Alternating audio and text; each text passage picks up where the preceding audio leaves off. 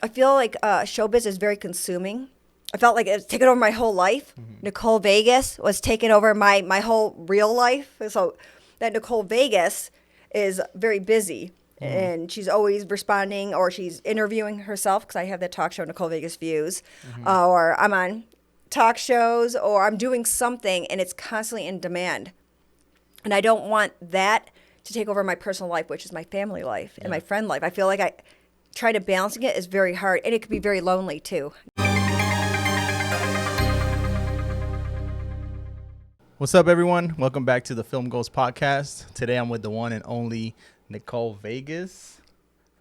So Nicole Vegas, you are an actress, producer, and you do a lot of background behind the scenes stuff.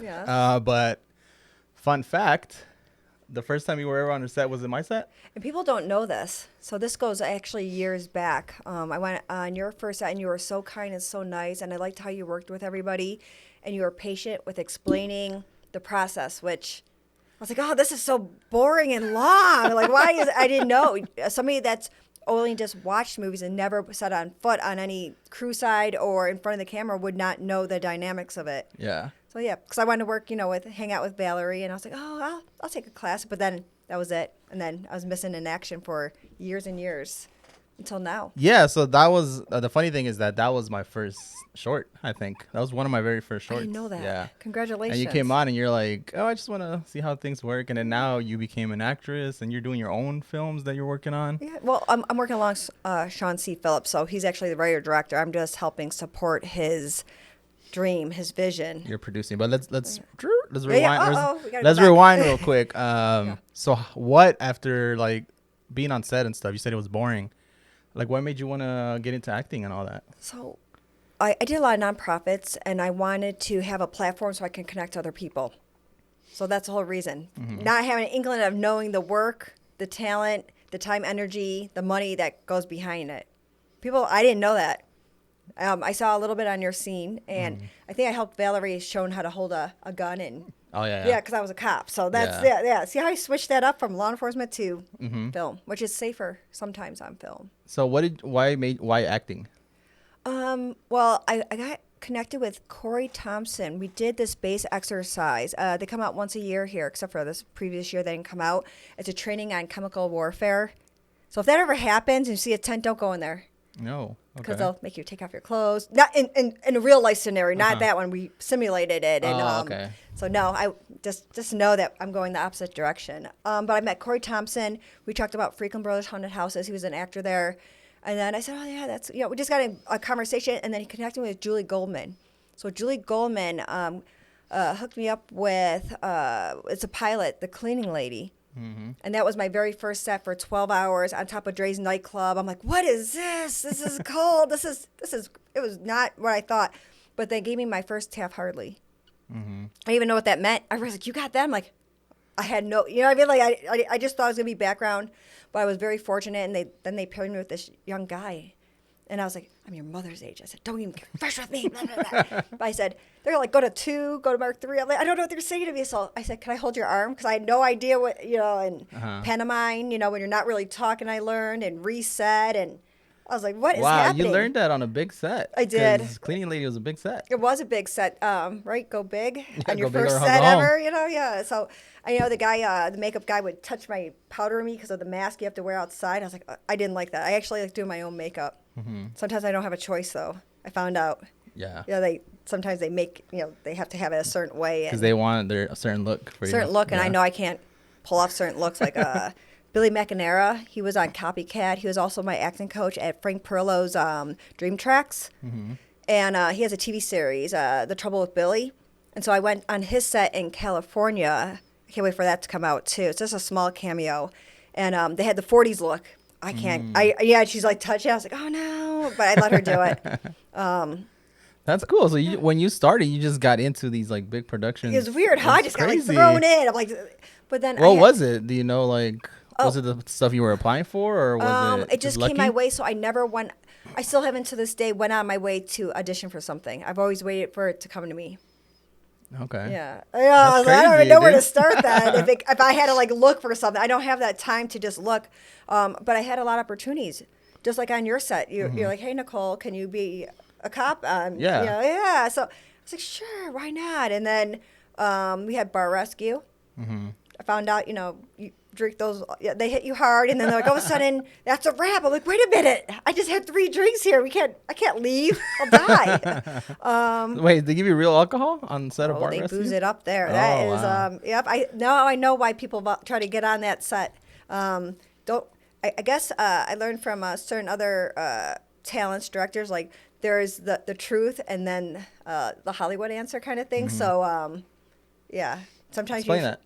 So don't be straightforward and don't tell people exactly, like behind the scenes. Like I got interviewed afterwards for the one episode on a bar rescue, and I was very straightforward, like, oh, he needs to pay his mom back, and yeah, don't be honest like that. Just be like, oh, it looks like they're gonna do good this time. Like, be positive. Don't tell the real deal because they will edit it all out. Oh, gotcha. Yeah, okay. yeah, Interesting. Yeah. So, what are some of the projects that you've gotten to do after? Wait, actually, let me ask you. Which one? Yeah. Did you say you started taking acting classes? I had to because I sucked.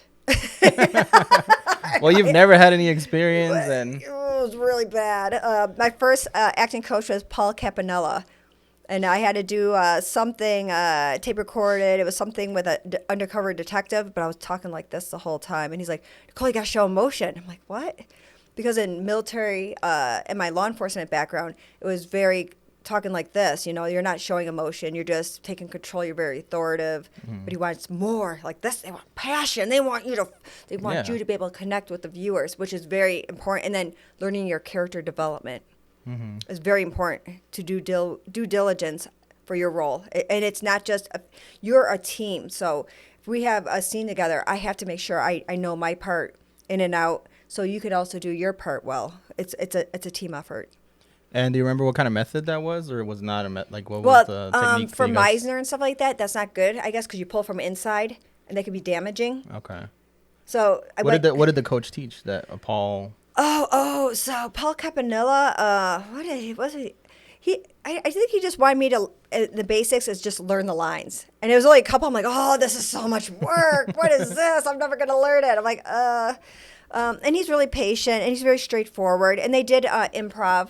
I like improv, like piggybacking off of somebody. Okay, let's go that, and then because you have to, you can't just say a line and then go to something else, and you're not responding to the other talent, the other actor that beside you. You have to respond. If not, it doesn't make sense. It's weird. It doesn't flow. Yeah. You want it to flow. Oh, he taught me never get caught acting. I definitely been caught acting many times. Oh yes, really bad. But I also went to Frank Perillo's, the Dream Tracks one with Billy McInerney, and he's Paul's very strategic, methodical, and Billy McInerney's like fly off your seat, like raw motion. Like if I'm not this way, he's gonna top it. He's just very, very brilliant in that aspect of it. So I have from one extreme to the other, and then I'm trying to find myself somewhere in that middle. And then who else? I went to, I flew somebody out for like $3,000. Yeah, I did. Peter Frisch, the Frisch approach. And that's where you connect with like an object, something, but it's not real. But you put those feelings into it. And so when you're done with that scene, you can let it go. So you're not harboring it like in the other, like the Meisner, like you're pulling from yourself. And then that could be very damaging. Where did you go for that? Oh, I had him come to Abby Ray's studio. See, I've been to a lot of studios here. I tried the DK studios. I was like, let me see this one. Let me see that. Because you're putting more tools in your toolbox. That's good, yeah. You can't just stay in one clique, one group. How are you going to learn? You got to really put yourself out there. And I'm just letting everybody know it's very uncomfortable. It's very uncomfortable to put yourself out there, not know what you're doing, hoping you can do like half of it right, and then you build from there. Like a lot. Yeah. And then some days, like, you could talk to me right now. Maybe it'll take me like 5 seconds to respond. I'm like, yes, I'm still here. Because I feel like showbiz is very consuming. I felt like it was taking over my whole life. Nicole Vegas was taking over my whole real life. So that Nicole Vegas is very busy. And she's always responding, or she's interviewing herself, because I have that talk show, Nicole Vegas Views.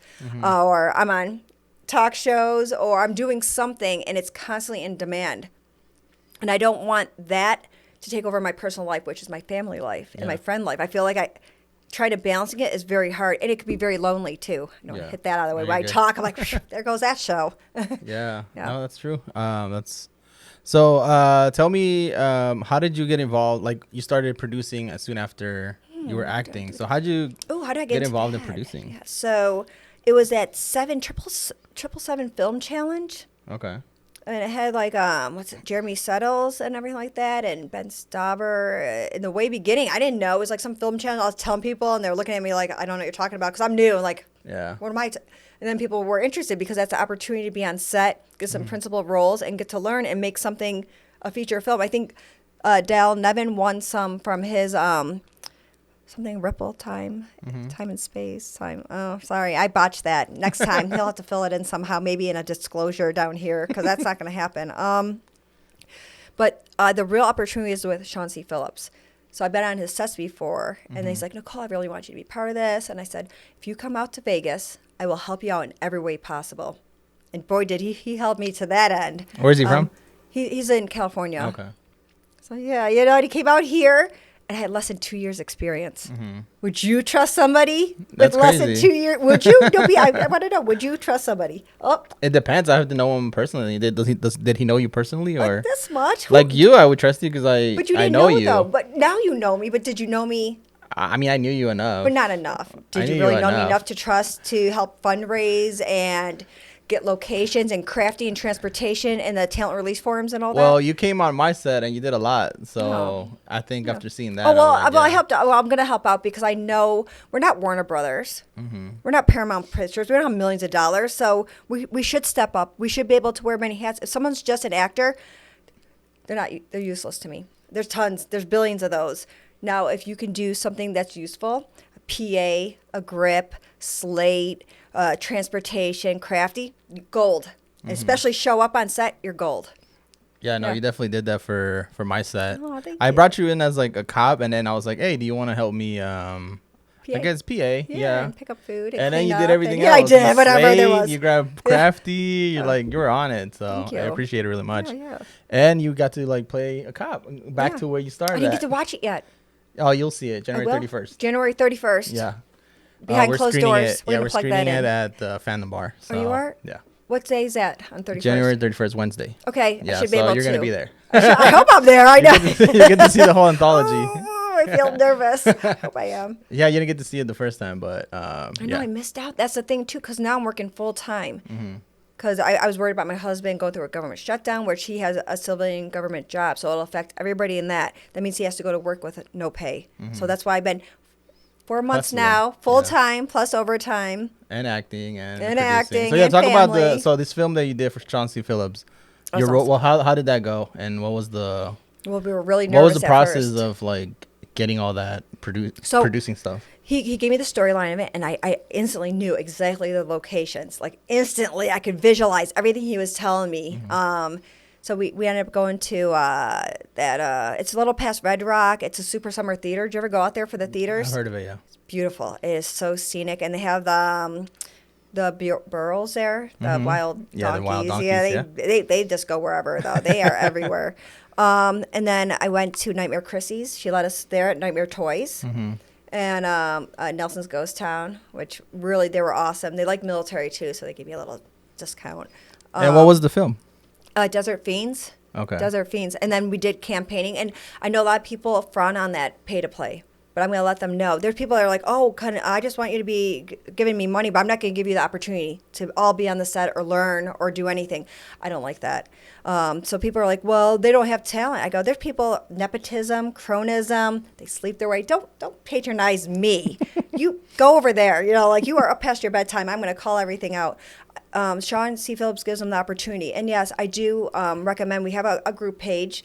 So everybody got to know each other. And then I said, do the table read. You have your script. Find out on IMDb who you're working with. I have to do all your homework. I can't hold their hand. Do your homework. And then I said, Frank said he would step up and he said he would help them. So there's acting coaches. Get to know the people. And so they did. And it worked out really well. Our first day was at My Vegas magazine. Okay. The office there. It was the first time he ever rented out, so he was really nervous. He was like, but then Tom Arnold came, so I know he took a picture with him. He's like, wow. Look who stopped by. I was like, no, that's not how it really went. You know, like people take pictures. they told whatever story there is. But I mean, even Tom Arnold, I heard from Tom Devlin. He came up to me and goes, yeah, Tom Arnold was talking about how good the set was, and he said he would come back anytime. So it wasn't just name people. It was people that was their first time ever. We gave them that first experience, and they loved it. They're hooked now. So how are you able to reach out to these people, like Tom Arnold and stuff, to get those names on that? We have a friend, Frank, and he helped, and Alan Bowman helped with. But we could have done it too, but we were trying to talk him down a little bit, because he's a little pricey and he wanted cash. So it's one of those things. Because he's like 3 wives, I heard, or something. I don't know, alimony. But then we knew other people like Bai Ling, and I really enjoyed working with her, and Eric Roberts, Robert Lizardo, Eileen Dietz from The Exorcist. She's pretty amazing. I really got to know her a lot too. And so how involved are you in like the process of like getting them? Are you pitching to them, or are you sending them the script? I go with Sean on the emails, and we present it that way. But Sean has worked with them. He's pretty seasoned. He has a Cool Duder YouTube channel, like 100K followers. Yeah, I was like, yeah. So he's able to like connect with them or the agents or whatever. Well, I mean, some have to go through their agents and stuff like that, like Tom did. But yeah, everybody enjoyed it. I think they want to come back, but I'm like, we'll see. I mean, you can't have Spencer Bryceland was in there. So what was the film about? It's these mutants. It's almost like Hills Have Eyes, Wrong Turn, but it's more. Okay. It's more of a twist, and there's a chemical plant, and is it out yet, or? So right now it'll be finished by the time April. That's when it ended, and then we're gonna go to distribution first, see where it gets picked up. We have to find out about that. I hope it gets theater release. So with the theaters here, I talked to them. So when they do official trailer, they said they would play it for me. Oh, okay. Yeah, that's awesome. A lot of hard work there. Yeah, I'm like, man. hi, here I am again. I know I was missing for a couple months. But a lot of them, especially the one at Craig, the cannery there, she's like, me might even charge you for showing it here because we're local.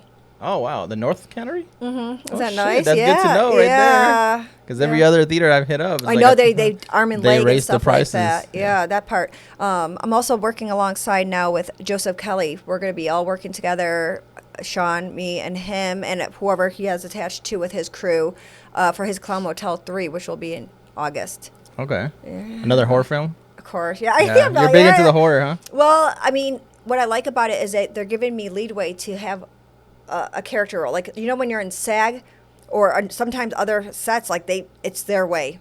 Like verbatim, I can't, nothing. So I really do enjoy that they give me a little bit more leadway to play around with some of these character roles so I have more of a range. Okay. Yeah, and that's what I want. So you also started your own talk show, like you were saying. Talk about a little bit about that and what made you want to do it. Well, I had other people reach out, and I will bring it up. Maria Preza wanted me to be on her show, and then came up with a name, Vegas Views. But then I didn't want to work for somebody else and not get anything. Like, I'm not going to advertise, bust my butt, and have somebody else speak for me. So that's why I went my own way for Nicole Vegas Views, which Nicole Vegas, View, it makes it easier. So I patent copyright that name. Because if you don't, I found out, make sure for Nicole Vegas, I have it patented so no one can use my name unless I give them permission. Right. Yeah. Things you have to learn in showbiz. Yeah. No, that's true. Yeah. You got to copyright your stuff. You do. So what made you want to start a talk show, and who do you have on? Well, I mean, I got to interview Noel G. I know. There you go. He always tries to give me solid advice, but do I ever listen? I don't. Zoe Bowie, Chris Phillis, he was really cool. Ginger Lynn. She's actually, Strange Film Productions is coming out here in March for their red carpet event. And they're going to be doing The Gifted 2. The Gifted 1 will be, they're going to have it at the, what's that house? The Art House. That's it. I'm like, what is it? They'll have it, the Art House. So he's asking me to be in part 2. I'll see, because I am working full time and you can only juggle so much. Yeah. Sorry, everybody. So you talk to actors or other filmmakers? So other filmmakers, actors, book writers, performers singing. I mean, I have other ones. And I'm so sorry. I do what I can. I'm one person. Like I said, there's people I was trying to respond back, and I just can't do it all. I'm in but I'm doing the best I can. I don't want to overbook as well, which I was like, okay, my limit's done for this month. Because you took a break for a minute, right? I needed to because I felt burned out. I was feeling like it was like such a responsibility. I didn't have any fun. It was just work on top of work. And then my family situation, I was worried about not getting an income. So that's why I started working full time. Yeah. Okay. That's cool. And you're picking it up now? Boring. They're boring. You're picking it up now and then you're doing it on Zoom, or how do you? I'm doing virtual right now. Yeah. I think it's StreamYard. I don't know what it is. I got to look. Oh, StreamYard, yeah. It could be one of those. But I like to do the Facebook Live so people can interact. Oh, they can ask questions. It's on Facebook. All right. Yeah, there's no do-overs on that one. Okay, that's cool. Yeah, they just say maybe whatever. I'll come on. Yeah, you should. Yeah, I do want. I do want to do like a clip too. I can download it so we can take a little break in between so they can see the clip as well. So if anybody has clips, they have to send it to my email, and then I can download it and then take a little break, check out this clip. Because that's pretty cool to just see a little bit of the work and everything. That's cool. Oh, Lisa Wilcox, I did an interview too on my show. She lives out here now. So she started Nightmare on Elm Street 4 or 5. Yeah. Oh, okay. Yeah. That's awesome. So what do you got going on next? What are you working on? I know you're working on a lot, so. I can't overcommit. That's a hard team. I had people reaching out to me and I said, I'm so sorry.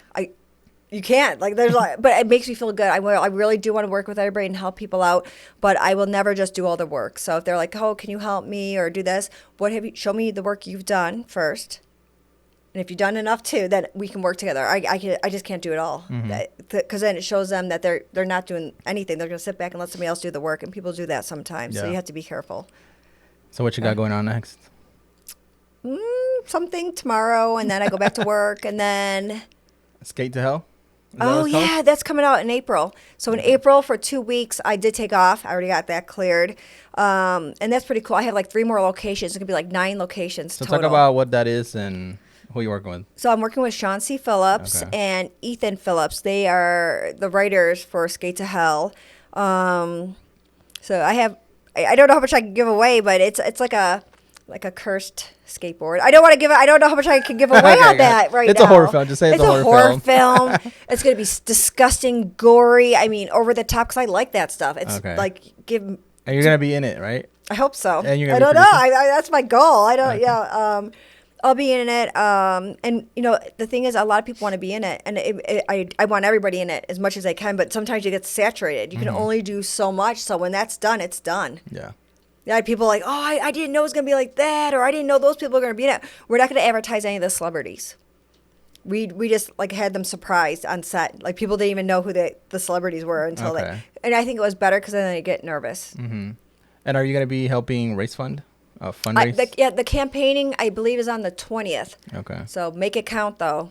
Like I would say make it count. Make it, because, people pay for reels, right? I didn't like my reel, the first reel. Or we'll pass that. I want my money back for that one. But this one is something that you can have. He just finished Woods Witch came out. Paid to Die is almost done. And Mistletoe Massacre. And then the one for Desert Fiends should be complete by April. And I think the red carpet event's going to be in October, like I was saying. Because I also hope Franklin Brothers open up their house again, because that'd be like a great way. Let's see a movie. Let's go get scared at a haunted house. I love that kind of stuff. Yeah, that's cool. I entered a contest, too. Okay. Circus of the Dead 2. So Billy Pond's movie, which Carrie Maguire is fantastic. I got to meet her. She was also on Terrifier 2, actress, and I met her at the Days of the Dead event that's happening. Have you been to that Days? I haven't, but I know what it is, yeah. It's at the Plaza, so I have a booth there. Okay. So, talk about that. Huh? Plug your booth. What are you going to be doing there? So it's good. Nicole Vegas Fuse, but I'm also going to be representing Skate to Hell and Clown Motel 3 and Jason Velez's. So there's a couple that are going to be on the banner. And with the logos on there, I'm also making a QR code so people can just scan it. And then their links of their business can go right there. And then I'm also putting together like this iPad so people can see the businesses that I'm representing and then do interviews there, because that's what I got to do last year. Yeah, it was pretty cool. Live interviews at the convention. That's cool. And it's all horror. It's all horror themed. It's a horror con. Yeah, it's pretty. You're big into horror stuff. Well, it's fun, isn't it? Though I mean, now people love it. Yeah, I mean, I think it keeps growing. I mean, it is in high demand. It is. It's pretty cool. Down the road, a little insider tip, I guess I'll share it loud since we're here. I'm going to see if after Desert Fiends is out, if it goes well, I want to look into a micro SAG for that. Okay. Yeah. Nice. Look, get a little bit bigger. Let me see. I've done this. Because if you don't do better or get bigger, if you're stagnant, you're not really growing. Yeah. So you have to challenge yourself. Even though it's a lot to chew for, I heard those SAG projects, like penalized. You get penalized for everything. Yeah. So, okay. I better save some extra money for You're that not one. SAG yet, right? No, SAG eligible, but it was like $3,200. And the thing is, then you're stuck SAG. Mm-hmm. You can't work non-union. Yeah. You have to wait a couple months, and then you can go 5-core. 5-core, you can work union, non-union. Oh, okay. There you go. Like that, I know. Like, There's drop some knowledge there. No. I was gonna ask you something else. Oh, okay, so let me ask you about the fundraising stuff. How exactly do you in the process? How do you do you reach out to people? Do you just Sean does most of it. Oh, okay. I'll just put it out there, but Sean's more personable like that because I'll be working full time. I can't even be on my phone where I work. For the first one, did you not? I how involved were did, you? but I just redirect them to Sean. Okay. Because it's going to be in his name, and he's dealing with all the perks and stuff like that, Okay. and sending it in, and So are you just helping market it and yeah, help market sharing it and stuff? yeah. Okay. What more can you ask from me? But it's a lot of work, but you got to make it fun, and it has to be geared to them. And if you buy a perk, they have to get their perk. I had something happen before. It was my first pay to play ever. They did me dirty. So I was like, never again. I'm done. I'm going to just stick to the SAG sets. But Sean, talked to me, and I was like, very convincing. So I went out to Burbank, and it was for Woods Witch. And I was so nervous, like I was going to get mistreated because of what happened on this previous site. It was so horrible to me. It was really horrible. So document everything. Remember this. Document everything. If it's not written down, it never happens. I'm so glad I document everything, too. Because I used to be a cop, so I'm like, yeah, I might not have experience in acting, but I did it. That's why I was like, oh, that's all right. Like that. Receipts on top of receipts. Up past their bedtime. Good night. But I like it because it helps out and people can be part of it. And there's a lot of people that you give them an opportunity, then do you want to be killed in it? Mm-hmm. A lot of people want to be killed. Do you want to kill someone? Do you want to smack a bottle over someone's head? I think that's pretty cool to give them that opportunity. I had somebody first time on set. They had the mutant. They're dancing. It's a dance too. It's stunt training. I just started doing stunt training with Jason Velez. So yeah, you can get sore on that. You can get sore on that. Not today. Though. I was like, don't. Let's see what everybody else does. I can't because tomorrow I have to be on this set pretty much probably all day, and I don't want to be feeling it in my body. So you're still continuously acting, right? So you're still getting roles and stuff? Not for the 4 months. I was just focused on my family, so it was kind of quiet. I just had to focus on my family, and now I think things are picking up again. We could be out of, I'm worried about that government shutdown. That's why I kind of had to no, nothing.